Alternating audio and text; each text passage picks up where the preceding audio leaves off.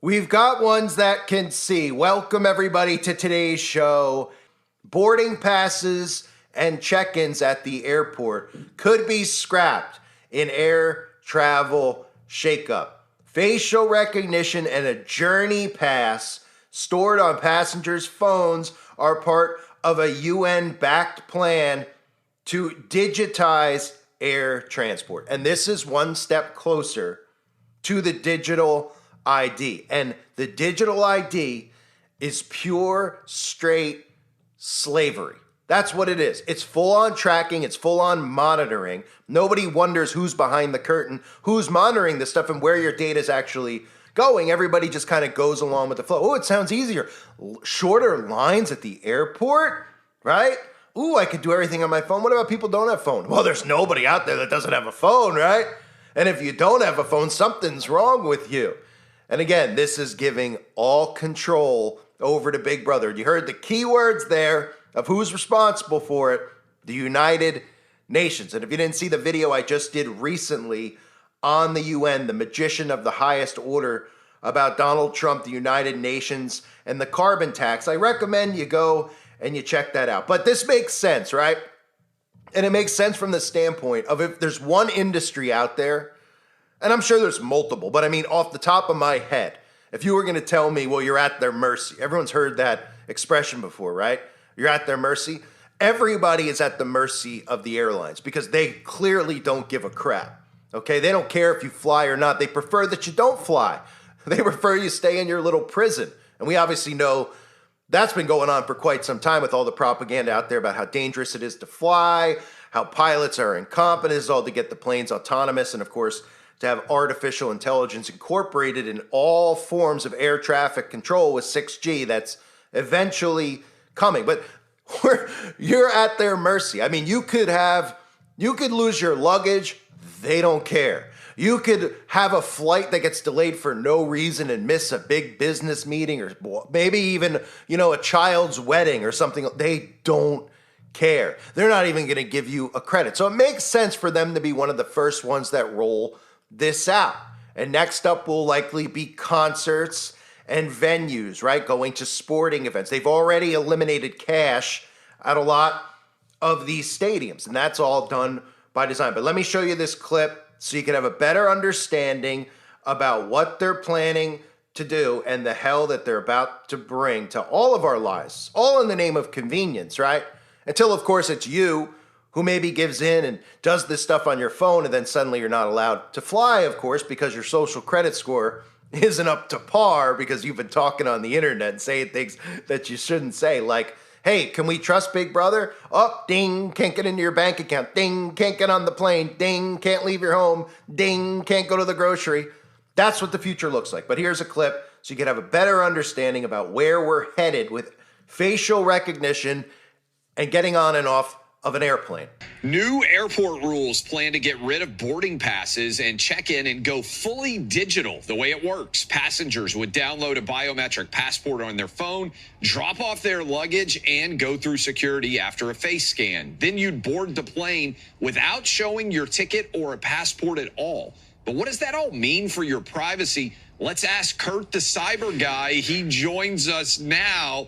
Katie on the staff here went through, she said, in Dubai. They just looked right at her. Boom, she goes in. So this is happening some places already. Should we be nervous? I mean, that feels kind of like a pretty big step.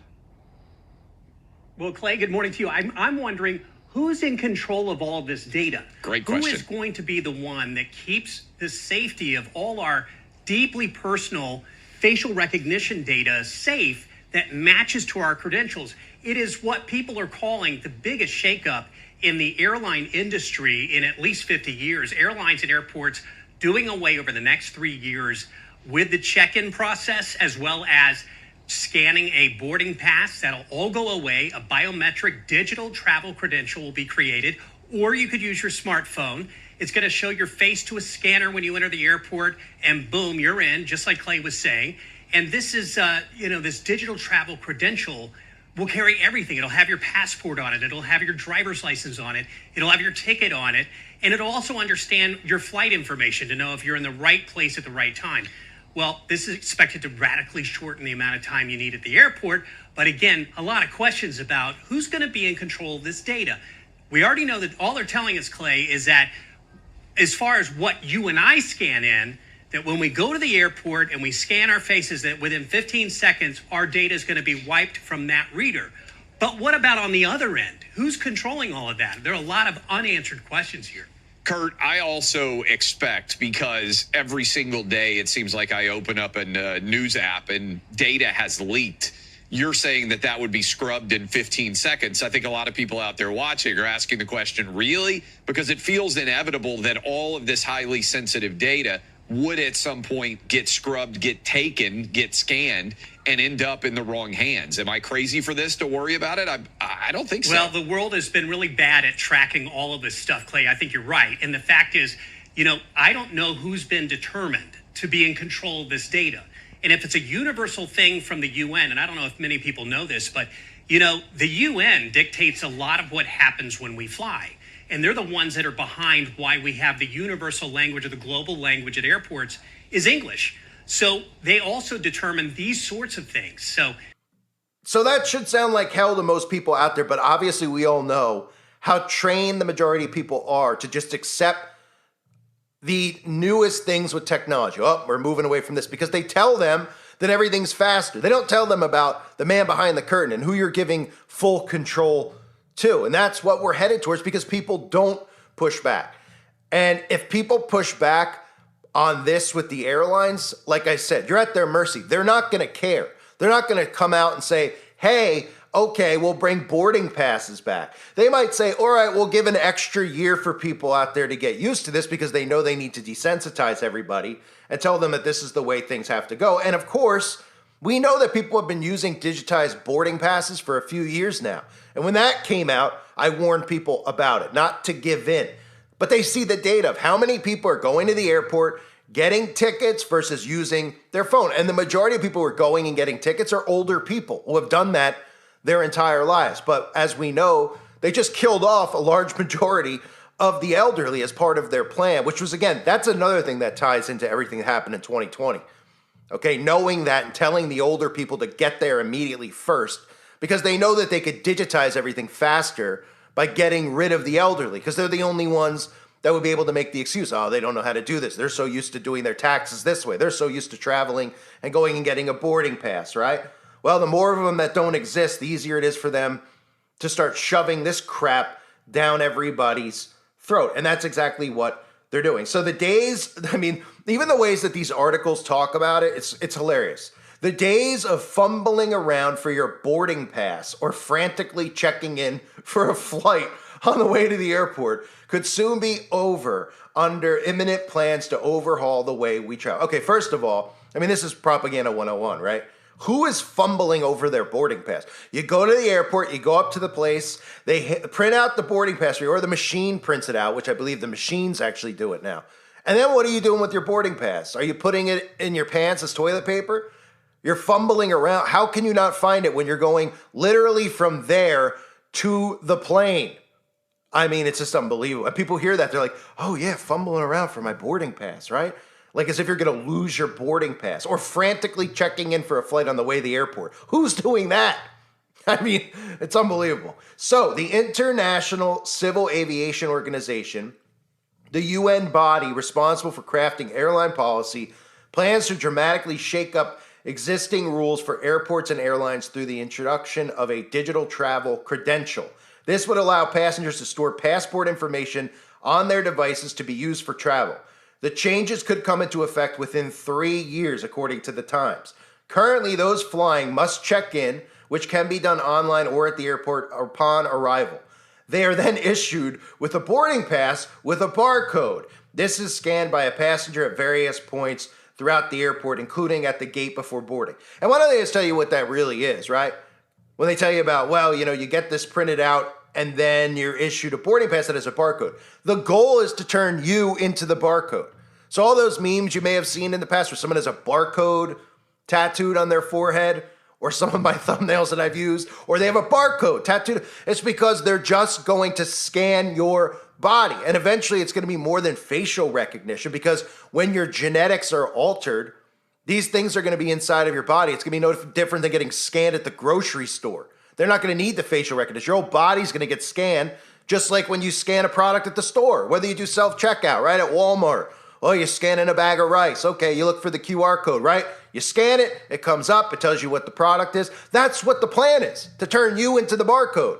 And that's why you see all this nonsense now with everything with a barcode, right?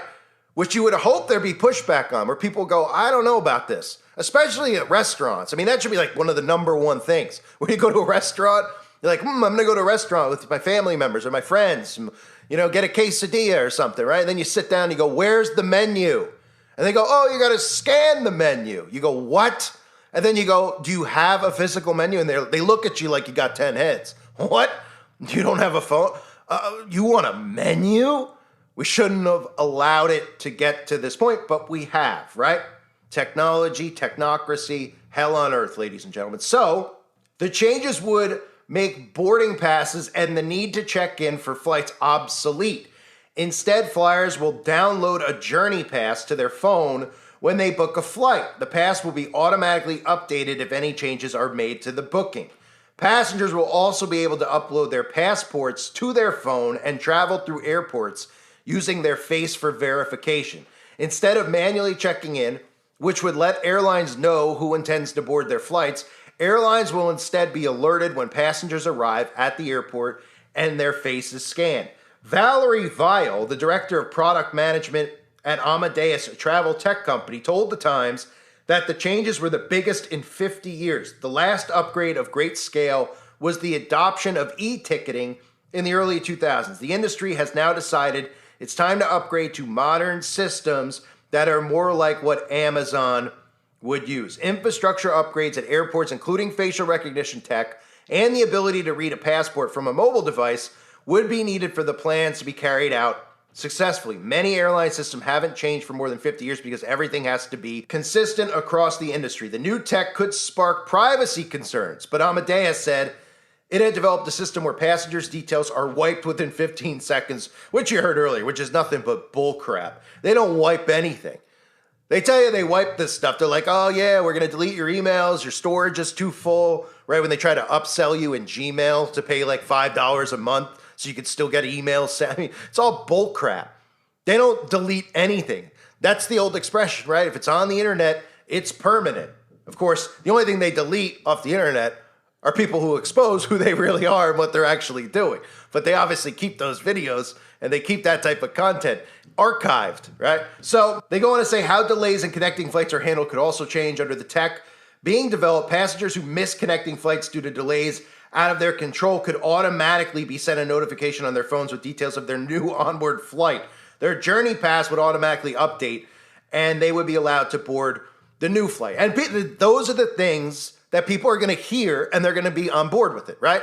Everything they're telling you in this article, as they're trying to convince you that this isn't a data concern, this isn't a privacy, this is wonderful. Those are all the things, right? Oh, you're going to get automatically put on the next flight. Oh, you're not going to bumble around looking for your boarding pass anymore, right?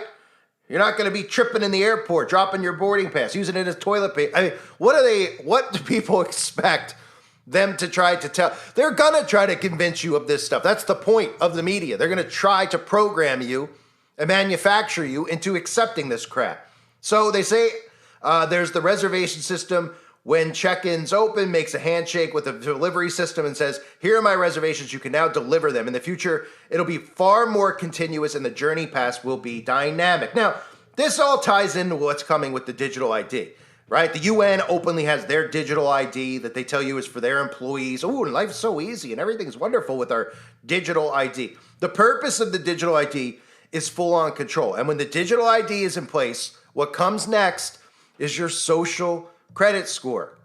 That's right, because you've been trained for that as well, as I've exposed many times over the years. Life in China, right?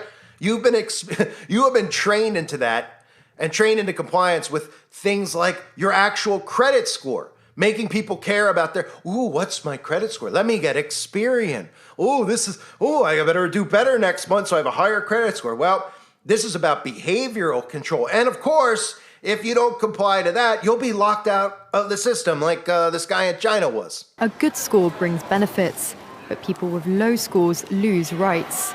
The cinema names and shames people considered untrustworthy, plastering their details, even their addresses, across big screens. It's a matter of principle. Those people have to be condemned. Those people aren't honest, so they have to pay the price. It's only right to pay your debts. You have to blacklist those that don't. The Supreme Court has created a blacklist for so-called bad citizens, those whose ratings have dropped to 0.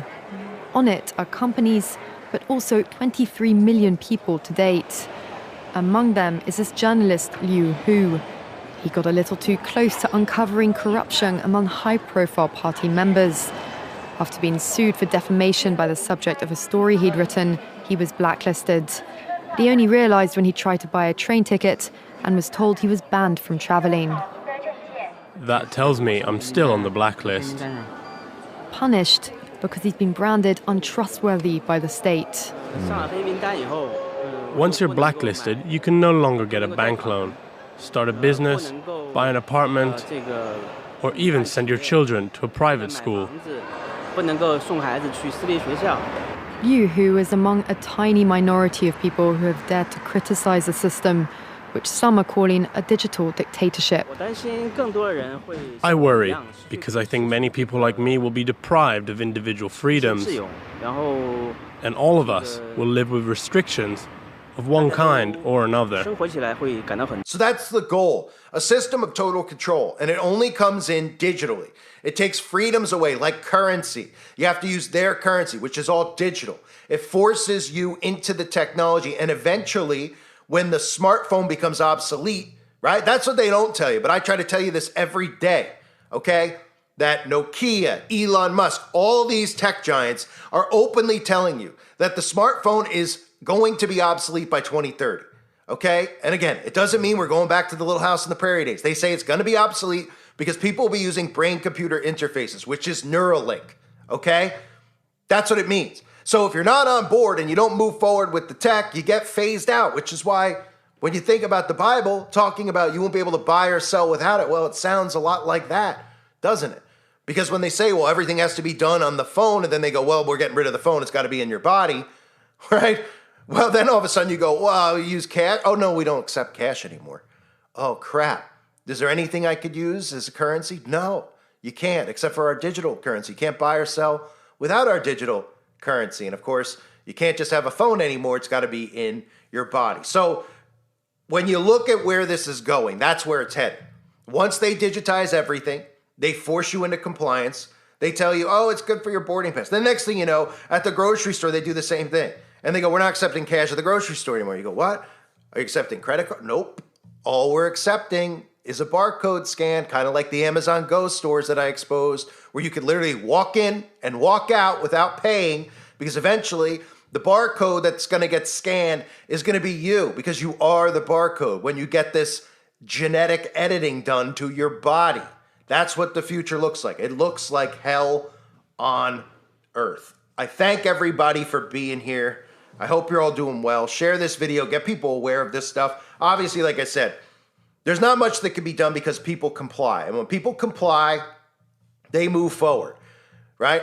And when it comes to the airline, even if some people out there go, I'm not going to do that, I'll never fly again. They don't care. They're not going to come out and change their plans because of us. We're at their mercy. It's the airlines. They make trillions of dollars. They couldn't care less if we fly or not. In fact, they prefer that we don't, as you can tell from all the stories that come out there where these airlines are sabotaging themselves just so that you don't get on board a plane, right? Because when they got their 10 Kingdom plan in place, well, nobody's going to be traveling anywhere anymore. This is a full-on system of control, ladies and gentlemen, and it looks like hell on earth. I thank everybody for being here. I hope you're all doing well. God bless you and your families as always.